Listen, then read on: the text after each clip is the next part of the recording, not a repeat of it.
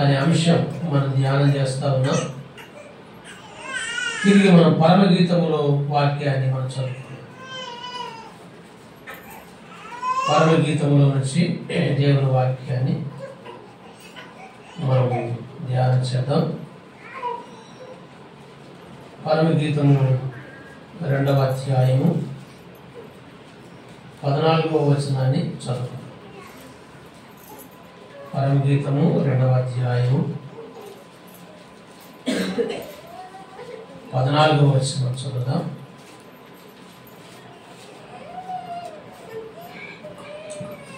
బండ సందులలో ఎగురు నా పావురమా, పేట బీటులను ఆశ్రయించు నా పావురమా, నీ స్వరం మధురం, నీ ముఖం మనోహరం. నీ ముఖము నాకు కనబడనివ్వను, నీ స్వరం నాకు వినబడని. చిన్న ప్రార్థన చేద్దాం. దేవుడి వచ్చిన భాగాలు మన కొరకు దీవించులాగున ప్రార్థన చేసుకున్నాం. దయగలిగిన ప్రభువా, మహిమగల తండ్రి, స్తోత్రములు చెల్లిస్తున్నాం. ఇంతవరకు ఆరాధనలో మాకు తోడుగా ఉన్నారు నాయన. ప్రేమ వాత్సల్య పూర్ణుడైన మా ప్రభువును జ్ఞాపకం చేసుకుని ఆరాధించగలిగితే ప్రకటించిన ప్రకటనల కొరకు ప్రార్థన చేస్తున్నాం. సంఘాల క్షేమం కొరకై, విశ్వాసుల ఆత్మీయ అభివృద్ధి కొరకై ప్రార్థన చేస్తున్నాం నాయన. అనారోగ్యంగా బలహీనంగా ఉన్న బిడ్డలను కనికరించమే. పెద్దదగడ స్థానిక సంఘములో సహోదరుడు యోగన కొరకు ప్రార్థిస్తున్నాం నాయన. హై టెన్షన్ వల్ల, హై బీపీ వల్ల అతడు హాస్పిటల్లో కొంత నాయన మరి భయంకరమైన స్థితిలో ఉంటుండగా కనికరించండి. తల భాగమును దర్శించి నెమ్మదిపరిచి దేవా, డాక్టర్ల ద్వారా మంచి ట్రీట్మెంట్ దయచేసి క్షేమంగా ఇల్లు చేర్చుమని ప్రార్థిస్తున్నాం. కుటుంబాన్ని ఆదరించండి, బలపరచండి, స్థిరపరచండి నాయన. ఈ సమయంలో చదువుకున్న లేఖన భాగాలు దీవించండి, మానవుని మరుగుపరుచున్నాయి. మీరే మాతో మాట్లాడమని మా ప్రభువును రక్షకుడు యేసుక్రీస్తు వారి నామమున స్తోత్రములు సమర్పించి వేడుకుంటున్నాము తండ్రి, ఆమేన్.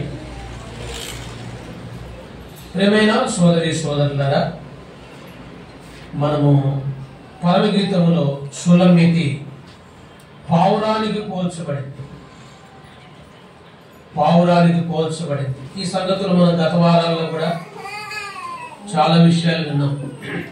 పావురం అనేది నిష్కపటమైన పక్షి అని, పాపము లేనిదని, పవిత్రతను చూపిస్తుందని మనం విన్నాం. దేవుని పిల్లలమైన మనం కూడా సులమితి అంటే ఇప్పుడు మనమే, దేవుని పిల్లలమైన మనం కూడా పావురం వలె పవిత్రంగా బ్రతకాలని దేవుని వాక్యం ద్వారా మనం హెచ్చరించబడ్డాం. తర్వాత పావురపు కళ్ళు, అందులో కూడా మంచి పాఠం నేర్చుకున్నాం. పావురము స్వరం, అందులో కూడా మంచి పాఠం నేర్చుకున్నాం. పావురము బలికి పనికొస్తుందని, అందులో విశ్వాస యొక్క సమర్పణ ఎలాంటిదో జ్ఞాపకం చేసుకున్నాం. తర్వాత పావురము బండ మీద ఉంటున్నది అనే మాట వింటున్నాం. 2:14 పరమగీతము 2వ అధ్యాయం 14వ వచనం చూడండి. బండ సముద్రంలో ఎగురు నా పావురమా, పేటు బీటలను ఆశ్రయించు పావురం. పేటు బీటలు ఇదే బండ. పావురము బండ మీద ఉంటుంది. గత వారం మనం విన్నాం, బండ స్థిరత్వాన్ని చూపిస్తుందని, బండ భద్రతను చూపిస్తుందని మనం విన్నాం. ఈ బండ ప్రభు అయిన క్రీస్తే అనే సంగతి కూడా విన్నాం. ఈనాడు మన బండ ఎవరంటే మన ప్రభు అయిన క్రీస్తే. పావురం మనమే, బండ మన ప్రభువే. బండ మీద మనకు భద్రత ఉంది. బండ స్థిరమైన జీవితాన్ని చూపిస్తుంది. కాబట్టి దేవుని పిల్లలమైన మనం స్థిరమైన విశ్వాసంతో ప్రభు యొక్క భద్రతలో మనం కొనసాగాలి. ప్రభువులో ఉంటేనే భద్రత. చూడండి, ప్రభువు లేకుంటే అపాయమే, ప్రభువు లేకుంటే డేంజర్. లోకం ప్రమాదకరమైన స్థితిలో ఉంది. లోకమంతా నాశనానికి ప్రయాణమై వెళ్ళిపోతుంది. ఈ లోకానికి ఒక పేరు ఉంది బైబిల్లో, నాశనపురం. ఏంటి ఈ లోకానికి ఉన్న పేరేంటి? నాశనపురం. నాశనపురం ఇది నాశనం అయిపోతుంది. లోకము దాని ఆశ గతించిపోతుంది అని రాయబడి. అవి వింటున్నారా? గమనించాలి, మీరందరూ ఇక్కడ గమనించండి. కాబట్టి లోకము ప్రమాదకరమైనదైతే మన ప్రభువు భద్రత ఉంది, మన ప్రభువులో క్షేమం ఉంది, మన ప్రభువులో అపాయము లేదు. యూదా పత్రికలో రాయబడింది ఒక మాట, యేసుక్రీస్తునందు భద్రము చేయబడి, మొదటి వచనంలోనే, యూదా పత్రిక 1వ అధ్యాయం 1వ వచనంలో యేసుక్రీస్తునందు భద్రము చేయబడి అనే మాటలు ఉన్నాయి. రోమపత్రిక 8:1 కూడా యేసుక్రీస్తునందున్న వారికి ఏ శిక్ష విధి లేదు అని రాయబడింది. కాబట్టి ప్రభువులో ఉంటే భద్రత. సరే, ఇంకొక మాట ఈ బండల గురించి మనం విందాం. బండ సందు. పావురం ఎక్కడుంది అండి? బండ సందులో ఉంది. బండ మీద ఉంది, బండ సందులో ఉంది. బండకు సందు ఏర్పడింది. ఈ బండ ప్రభు అయిన క్రీస్తే.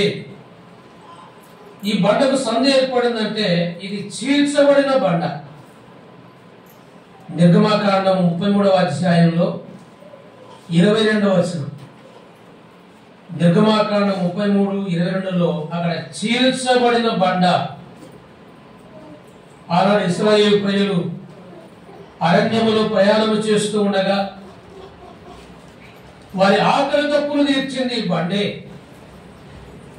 ఈ బండ చీల్చబడగా నీళ్లు వచ్చినాయి, సమృద్ధిగా నీళ్లు వచ్చాయి, నదులు పారునంతగా నీళ్లు వచ్చినాయి. ఇశ్రాయేలు ప్రజలు 20 లక్షల మంది ఈ బండ నుండి వచ్చిన నీళ్లు త్రాగి తృప్తి చెందారు. దాహము తీర్చిన బండ, చీల్చబడిన బండ, కొట్టబడిన బండ. ఈ బండ ప్రభు అయిన క్రీస్తే. యేసు ప్రభు కూడా శిలువలో ఆయన చీల్చబడ్డాడు కదండి. బండ ఎట్లా చీలిందో బాగా చెప్తున్నారా? బండ ఎలా చీల్చబడిందో యేసు ప్రభు శిలువలో కూడా చీల్చబడ్డాడు మన కొరకు. దాహం ఇచ్చిన బండ యేసు ప్రభు మనకు దాహం ఇచ్చాడు, జీవజలం ఇచ్చాడు. యోహాను సువార్త 4వ అధ్యాయంలో సమరయ స్త్రీ బావి దగ్గరకు నీళ్లకు వచ్చినప్పుడు కదండి, సమరయ స్త్రీ బావి దగ్గరకు నీళ్లకు వచ్చినప్పుడు ప్రభు ఆమెతో మాట్లాడినాడు, అమ్మా ఈ బావి నీళ్లు తాగితే మళ్ళీ తప్పికొంటారు, కానీ నేనిచ్చే నీళ్లు తాగితే ఇంకెన్నడూ తప్పికొనరు. అంటే ఆమె అన్నది, ఆ జీవజలం నాకు ఇవ్వయ్యా అన్నది. యేసు ప్రభు వారు ఆమెకు జీవజలం ఇచ్చాడు కదండి. అదే ఆత్మరక్షణ. ఇక్కడ జీవజలం అంటే ఆత్మరక్షణ. సమరయ స్త్రీ జీవితం మార్చబడి పాపకు బ్రతుకు మారిపోయి ఆమె ప్రభువిచ్చే నిత్య జీవాన్ని పొందుకున్నది. కాబట్టి జీవజలం అనేది నిత్య జీవాన్ని చూపిస్తుంది. పరలోకముల పిల్లరా ఎన్నడూ దప్పికగా, భూమి మీద దప్పిక, భూమి మీద ఆకలి కదండి. మనకందరికీ ఆకలి. పొద్దున తిన్నాం, మధ్యాహ్నం ఆకలి అవుతుంది, రాత్రికి ఆకలి అవుతుంది. పరలోకములో ఆకలి తప్పులు ఉండవు. యేసు ప్రభు మనకు జీవాహారం, యేసు ప్రభు మనకు జీవజలం. ఆయనే జీవజలం, ఆయనే జీవాహారం. కాబట్టి ప్రభువులో ఉన్న మనకి పరలోకములో ఆకలి ఉండదు, దప్పిక ఉండదు. ఇది ప్రభు మనకిచ్చిన భాగ్యం. కాబట్టి బండ సందు ఎలా ఏర్పడిందంటే యేసు ప్రభు శిలువలో చీల్చబడ్డాడు. పావురం ఎక్కడుందండి? బండ సందులో ఉంది, ఇరుకులో ఉంది. ఇంకో విషయం గుర్తుపెట్టుకోండి, ఈ బండ సందులో ఇరుకులో ఉన్న పావురాన్ని ఏది కానీ క్రూర జంతువు ముట్టుకోవడానికి వీల్లేదు కదా. అది బండ సందులో దాచుకొని ఉంది, భద్రంగా ఉంది. ఏ క్రూర జంతువు కానీ ఇంకొక డేగ కానీ దీన్ని వేటాడడానికి రాదు. ఎందుకు? అది ఉన్నది ఇరుకులో ఉంది, భద్రంగా ఉంది. కాబట్టి ఇరుకు సందు ఇది కూడా మనకు ఒక మంచి ఆత్మీయమైన పాఠం. యేసు ప్రభు మార్గము కూడా ఇరుకు మార్గం. యేసు ప్రభు మార్గం ఎలాంటిది? ఇరుకు మార్గం. మత్తయి సువార్త 7వ అధ్యాయం చూడండి. మత్తయి సువార్త 7వ అధ్యాయము 13వ వచనం చదువుతాం. మత్తయి సువార్త 7వ అధ్యాయము 13వ వచనం చూడండి. 7వ అధ్యాయము 13వ వచనం చదువుతారా ఒకరు? ఇరుకు ద్వారమున ప్రవేశించుడి, నాశనమునకు పోవు ద్వారం వెడల్పును, ఆ దారి విశాలమునై ఉన్నది, దాని ద్వారా ప్రవేశించువారు అనేకులు. జీవమునకు పోవు ద్వారం ఇరుకును, ఆ దారి సంకుచితమై ఉన్నది, దాని కనుగొను వారు కొందరే. మా బాబు వింటున్నారా ఈ మాటలు? ఇక్కడ 2 మార్గాలు ఉన్నాయి. ఇరుకు మార్గం, విశాలమైన మార్గం. ఏ మార్గం కావాలి మీకు? అంటున్నారు కానీ చాలా మంది కోరుకున్నది ఏంటంటే విశాలంగానే ఉండాలని కదా. అమ్మ బాబు వింటున్నారా? విశాలమైన మార్గం ప్రభు చెప్తున్నాడు. ఇరుకు మార్గంలో కొద్ది మందే పోతారు. అయితే ఈ ఇరుకు మార్గం ఎక్కడికి వెళ్తుందట? నిత్య జీవానికి వెళుతుంది, పరలోకానికి వెళుతుంది.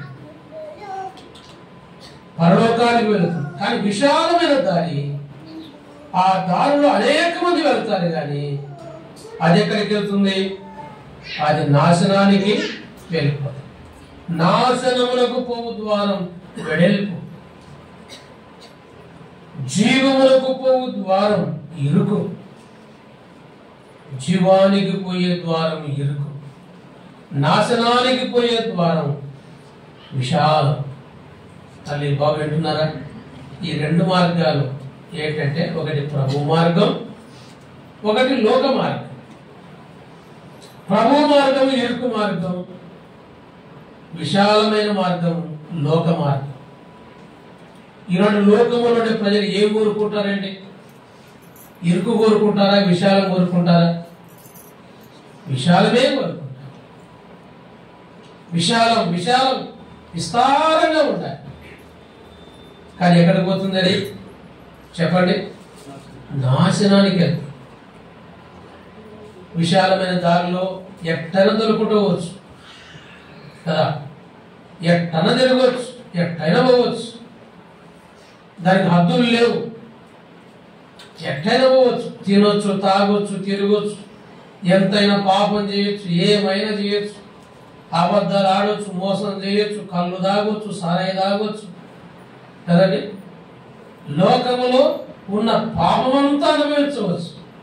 నేను ఎవరు ఎందుకు ఇట్లా చేస్తున్నావని ఎవరు అడిగేది?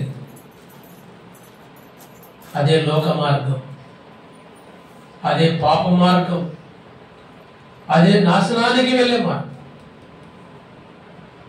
కానీ ఇరుకుంది అంటే, ఇరుకు మార్గం అంటే హద్దులు ఉంటాయి, క్రమం ఉంటుంది, క్రమశిక్షణ ఉంటుంది. అమ్మ బాబు వింటున్నారా? యేసయ్య మార్గం ఇరుకైన మార్గం. ఇందులో క్రమశిక్షణ ఉంటుంది, హద్దులు ఉంటాయి, ఆజ్ఞలు ఉంటాయి, పద్ధతులు ఉంటాయి, విధానాలు ఉంటాయి, జాగ్రత్త అనే హెచ్చరికలు ఉంటాయి. ఈ మార్గంలోనికి రావాలంటే చాలా మంది ఇష్టపడరు. చాలా మందిని అడుగుతున్నాం మనం కూడా, రండి ఈ మార్గంలో కంటే. అయ్యా చాలా ఇరుగ్గా ఉంటుంది కదా, అక్కడ చాలా ఇరుగ్గా ఉంటుంది, పథ్యం ఉండలేము అంటున్నారు కొంతమంది. ఏముండలేరు? పత్యం ఉండలేము. బీడి తాగకుండా ఉండలేము, కళ్ళు తాగకుండా ఉండలేము, మందు తాగకుండా ఉండలేము, తిరగకుండా ఉండలేము, పాపం చేయకుండా ఉండలేము. ఎక్కడ బాగుంది మరి? విశాలంలోనే బాగుంది. అయితే ఎక్కడికి వెళ్తావు ఆఖరికి? నీ గమ్యం ఏమా? లోక శాశ్వతమా? చెప్పండి. ఈ లోకం మూనాల ముచ్చట ఇది, అవునా కదా? ఎప్పుడు లోకం ముగిస్తుందో ఎవరికి తెలియదు. 70 ఏళ్ళు 80 ఏళ్ళ జీవితం ఇది. కొంతమంది అన్నేళ్ళు బ్రతుకుతారని కూడా తెలియదు. మరణం ఎప్పుడు వస్తుందో ఎవరికి తెలియదు. మరణం పిల్లలకైనా వస్తుంది, పెద్దలకైనా వస్తుంది, స్త్రీలకైనా వస్తుంది, పురుషులకైనా వస్తుంది, యవనస్తులకైనా వస్తుంది, ఏ కులం వారికైనా వస్తుంది, అవునా కదా? మరణం అందరికీ సమానం. ఎప్పుడు వస్తుందో తెలియదు. అందుకొరకే మనం ఈ పాపలోకములో పాపము అనుభవించి పాపములోనే చనిపోతే నరకం అగ్ని ఉండదు, నాశనం. భూమి మీద ఉండగానే ప్రభువును చేరుకొని ప్రభువును నమ్ముకొని పాప క్షమాపణ పొంది, అమ్మా బాబు వింటున్నారా? ఇరుకైన మార్గం యేసుప్రభు మార్గం. కొన్ని హద్దులు, క్రమశిక్షణ మనం కలిగి ఉండాలి. క్రమశిక్షణ అంటే చాలా మందికి ఇష్టం ఉండదు. క్రమశిక్షణ మన జీవితాన్ని చక్కగా నిత్య జీవానికి నడిపిస్తుంది. కాబట్టి యేసుప్రభు మార్గం క్రమశిక్షణతో ఉంటుంది. టయానికి ప్రాణులు రావాలని చెప్తాడు వాక్యం కదండి. క్రమశిక్షణే. మన జీవిత విధానాలు ఇలా ఉండాలి. అబద్ధాలు ఆడకూడదు, మోసం చేయకూడదు, పాపం చేయకూడదు, మత్తు పానీయాలు సేవించకూడదు. ఇవన్నీ కూడా బైబిల్ చెప్తుంది, దేవుడు చెప్తున్నాడు, ప్రభు చెప్తాడు కదండి. క్రమశిక్షణ. ఇరుకు పావురం ఎక్కడ ఉంది చెప్పండి? బండ సందులో ఉంది. మనం కూడా ఎక్కడ ఉండాలా? బండ సందులో ఉండాలి. ఇరుకు మార్గంలో ఉండాలా? ఇరుకు మార్గంలో ఉండాలి. కొంతమంది భక్తులు ఇరుకులోనే ఉన్నారు, అయినా ప్రార్థన చేస్తున్నారు ప్రభు యొక్క నడిపింపు కొరకు. కొన్నిసార్లు మనకు కూడా ఇబ్బందులు అనిపిస్తాయి భూమి మీద. ప్రభు మార్గం అనేది కొంత లోకానికి వ్యతిరేకం కాబట్టి లోకస్తులు, కులస్తులు, మతస్థులు మనల్ని ఇబ్బంది పెట్టి చేస్తారు, నిజమే. కానీ భయపడాల్సిన అవసరం లేదు.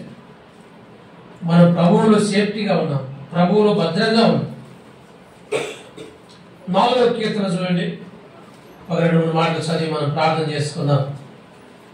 4వ కీర్తన 1వ వచనం చూడండి. 4వ కీర్తన 1వ వచనం.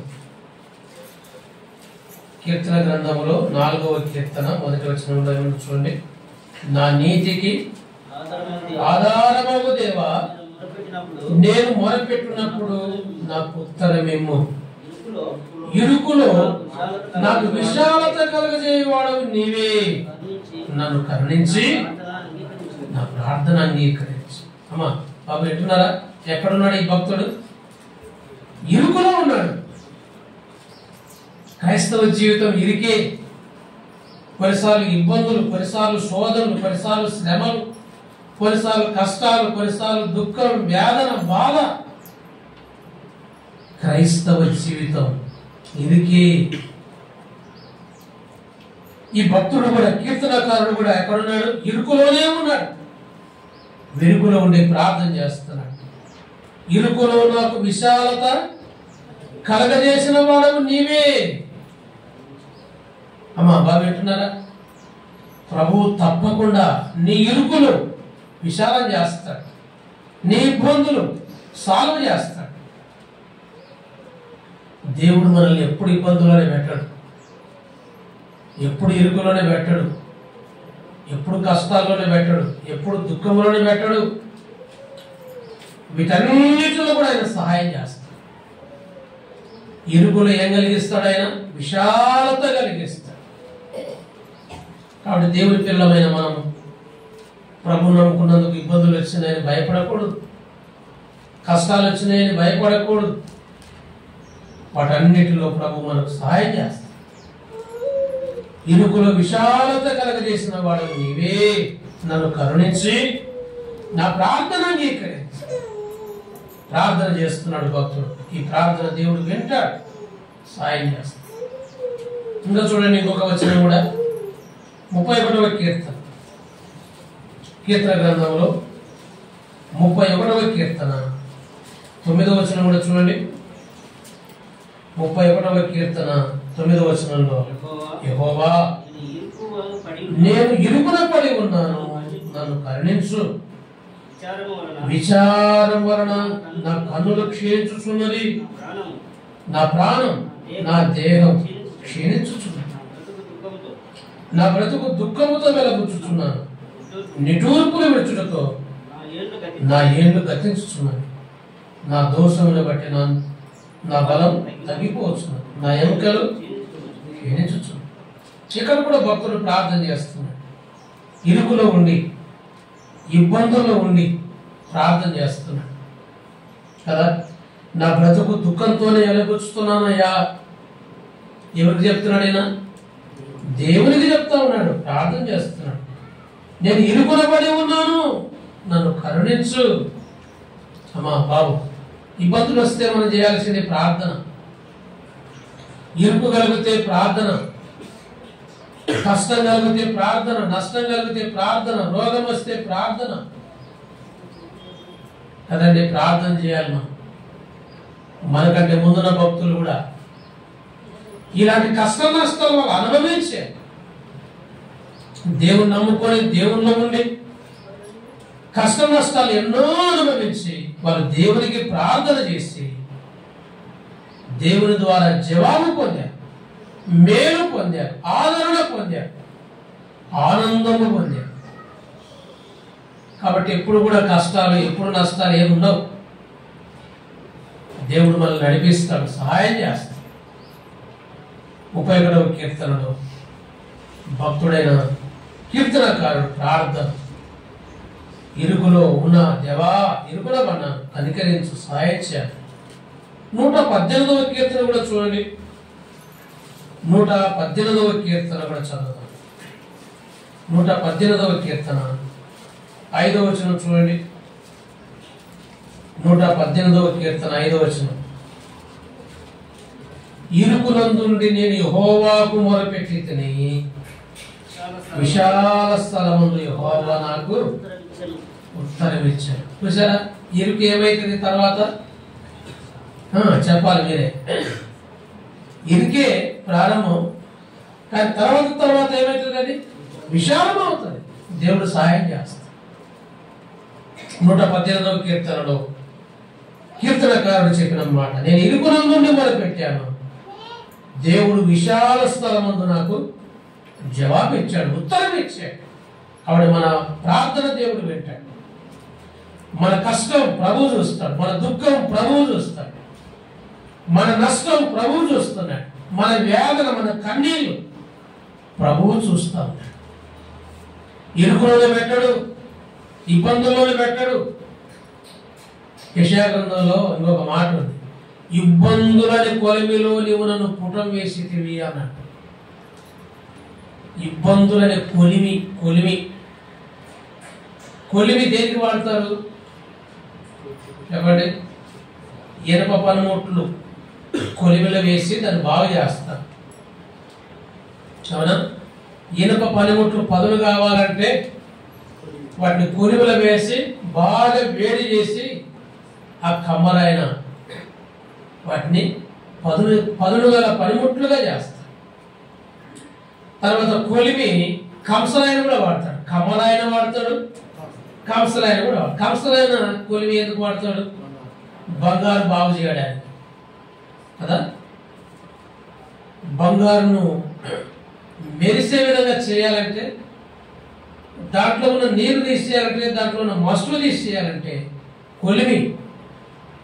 కొలిమిలో బంగారును వేడి చేసి మనము ఏ ఆభరణం కావాలంటే ఆభరణం తయారైంది.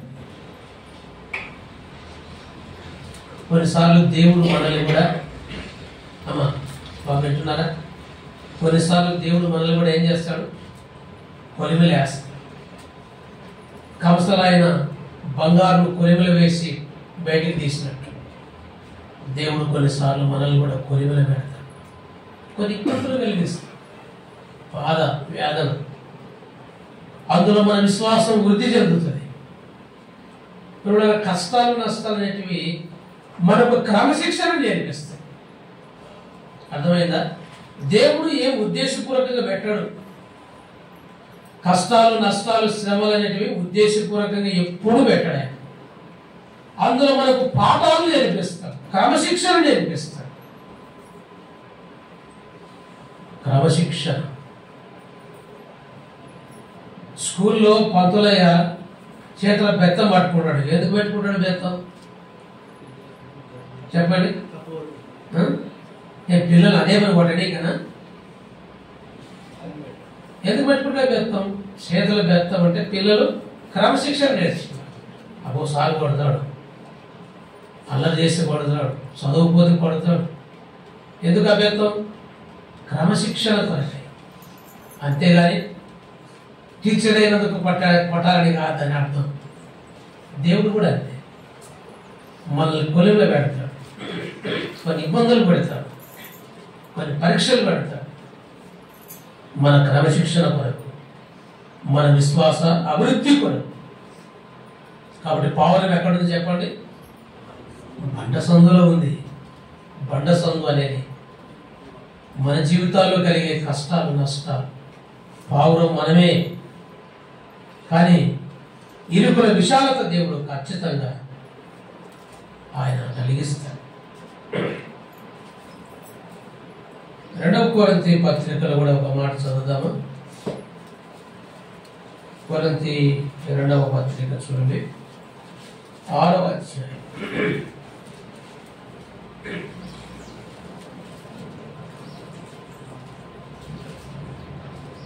కొరింథీ 2వ పత్రిక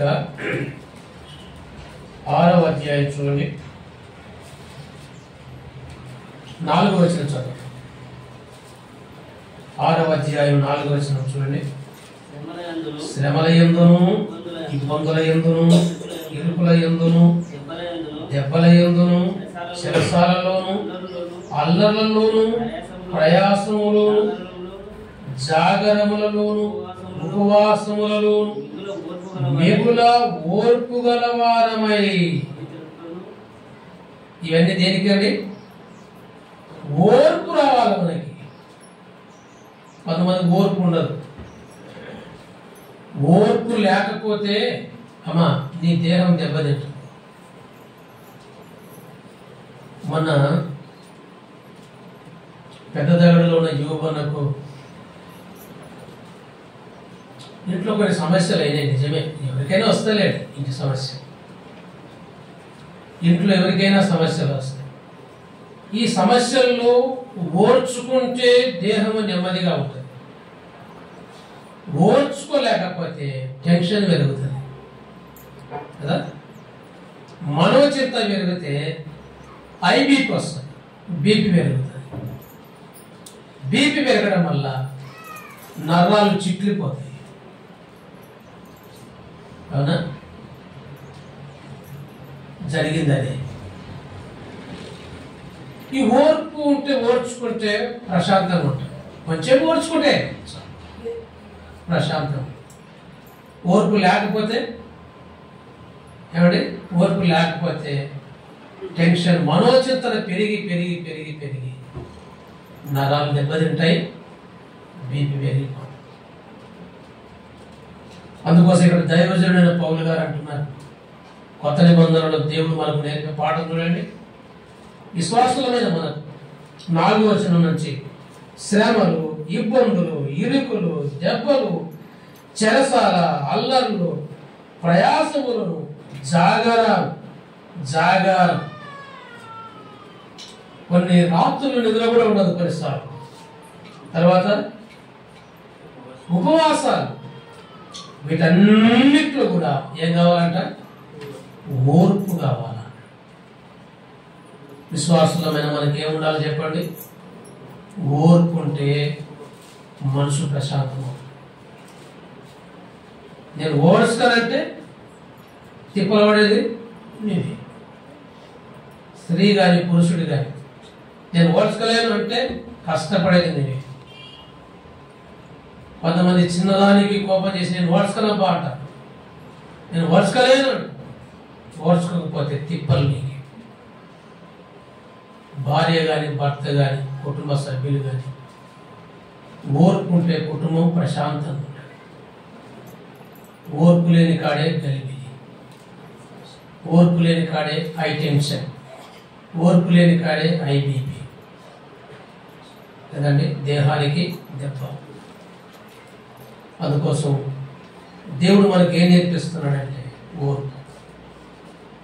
11వ అధ్యాయం 20వ వచనం కూడా చదవండి, ముగింపు చేద్దాం. ఇదే పత్రికలోనే, కొరింథీ పత్రికలోనే 11వ అధ్యాయము 20వ వచనం చూడండి. 11:20 ఒకడు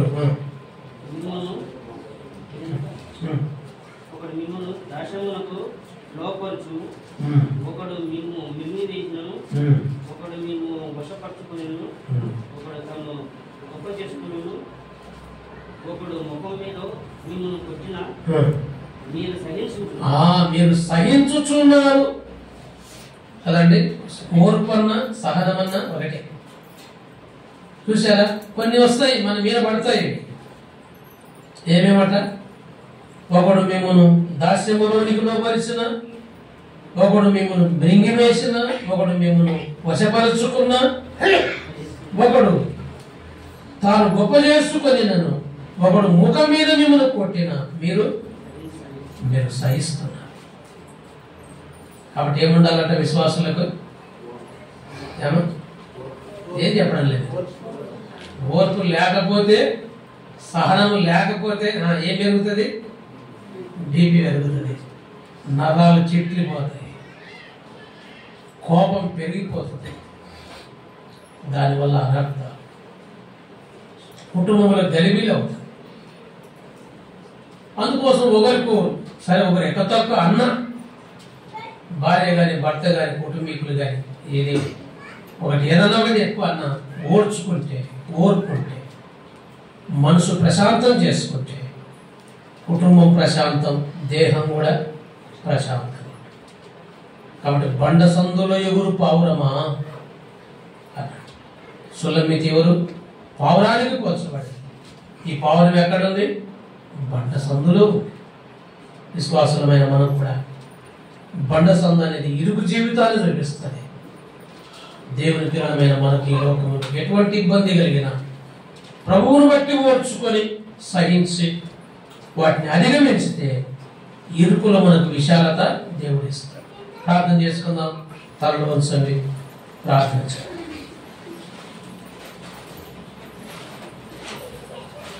దయగలిగిన తండ్రి, పరిశుద్ధమైన దేవా, మీకు స్తోత్రం. మీ మాటలు దివ్యమైనవి, అమూల్యమైనవి, శక్తివంతమైనవి. పరమగీతములు, సులమితి పోలికలు, చక్కటి అంశం మా ఎదుట మీ నుంచి మాకు పాఠాలు నేర్పిస్తున్నారు నాయన. ఎన్నో సంగతులు మేము నేర్చుకోవాలి. మమ్మల్ని బలపరచు. బండ సందులో ఎవరు పావురమా? బండ సందు అనేది మాకు నేర్పారు. ఆ ఇరుకు ఏంటో మాకు నేర్పారు. ఆ ఇరుకుల విశాలత ఎలా కలుగుతుందో నేర్పారు. ఆ ఇరుకులో మాకు ఓర్పు కావాలి, ఆ ఇరుకులో మాకు సహనం కావాలి. ఈ అనుభవాన్ని విశ్వాసులమైన మేమందరం కలిగి ఉండడానికి సహాయం చేయాలి. ఈ మాటలు అందరి హృదయాలు ముద్రించి పలిపచ్చి మీ నామానికి అనంత మహిమ కలిగించుకుంటున్నాను. కూడి వచ్చిన మీ బిడ్డలమైన మా అందరికైనా మీ దీవెన ఆశీర్వాదాలు సమృద్ధిగా కుమ్మరించు. మా ప్రభువును రక్షకుడు యేసుక్రీస్తు వారి నామమున స్తోత్రములు సమర్పించి వేడుకుంటున్నాము తండ్రి. మంచిది. అందరికీ వందనాలు. మరి